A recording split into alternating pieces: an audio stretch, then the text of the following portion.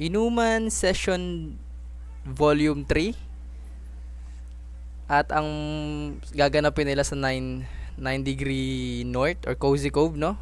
Ano tingin nyo guys? Naisip ko lang naman yun kasi nabasa ko dito sa comment. Sabi dito ng isang comment, what if Inuman Sessions Volume 3 tapos 9 degrees north mag-produce? Sobrang solid siguro nun. Tama.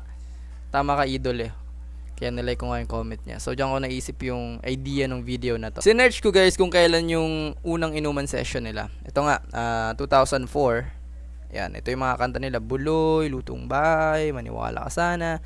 Ano yan, mga classic. Sa live performance nila, same year din naman yun. Kasama pa nila dito si Francis M, no? Solid. Sobrang tropa talaga sila. Tapos, ito mas familiar tayo dito sa Inuman Session Volume 2. Noong 2012 naman to. Ayan, ito yung isa sa pinaka-paborito kong kumbaga album nila, no? Kasama naman nila dito si Yeng, sila ayun, Kamikaze, Glock 9, si Frank Magalona. Ayan, ayun lang, naisip ko lang nga rin. Solid nga ano, no, kung gaganapin yung Inuman Session Volume 3 dito sa Cozy Cove. Itong 9 degrees north yung mag-produce. Nilike nga nila to, lo. Pinusuan nila, oh. 'Di ba? Sobrang solid nun. Yun nga, 2004 yung una, 2012 yung pangalawang Inuman Session Volume 2. Ayun nga, Volume 2. Hindi ko sure guys. Wala naman silang sinasabi kung magkakaroon ng Inuman Session Volume 3. Pero mas solid kung may pangatlo. Parang trilogy, parang movie. Tatlo yung ginagawa. Parang pang ending. At may bago rin naman silang mga album. Kaya feeling ko may mga bagong kanta rin sila talagang makakanta, no? Hindi lang yung mga luma nila. Pero ang habol naman kasi dito ng mga tao, kantahin nila yung mga classic nila.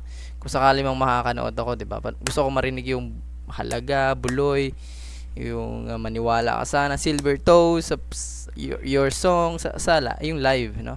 Hindi ko pa nakikita sa personal mag-perform yung parokya. Gusto ko silang makita, no? So ayun lang. So kung di nyo pa alam yung 9 degrees north, sobrang solid na channel guys. Naniniwala ako na sila yung nagsimula. Hindi naman nagsimula. Marami naman, may mga Tower of Doom naman, may mga ano naman dati talaga eh. Parang ganitong channel, Tower of Doom, may mix, meron ding yun nga, yung Buzz, ang tawag doon, Wish. Pero iba yung ano nila, iba yung production nila, yung sound quality nila, yung sound engineering ba tawag doon? Basta yung sound nila, sobrang plakado, no? Ang ganda. Kaya nga sila nag-boom eh. Kasi iba talaga yung sound nila, sobrang ganda. Pag napakinggan nyo yung mga live performance, sobrang ganda nung pagka-record. Basta, maganda yung sound. Sarap pakinggan. So, 9 degrees north, kung napadaan sa inyo yung video ko, tsaka Idol Chito, Parokya ni Edgar. Sana po Inuman Session Volume 3. Let's go! So yun lang guys, naisip ko lang, shout out sa mga fan ng parokya. At comment down below kung anong paborito nyong kanta ng parokya ni Edgar. Peace out, BDB out.